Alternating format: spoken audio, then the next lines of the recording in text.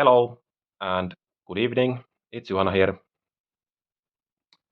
I appreciate you taking the time for tuning in here and being interested, checking what I'm up to.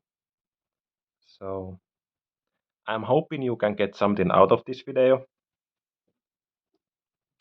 If you want to, you can always leave me a comment below. I would be happy to answer that. But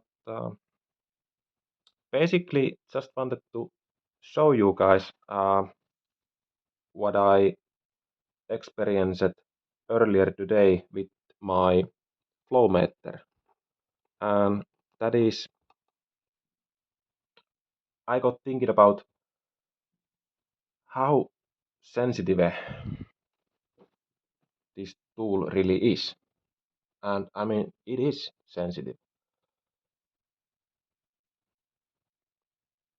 And there's no way I can make this up, guys.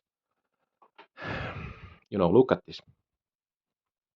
I will hold this Flowmeter in place with my other hand, and then I will move this hose either up or down, and the ball inside the Flowmeter will go up.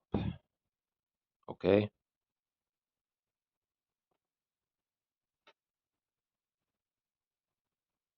You can think me I'm a nut, but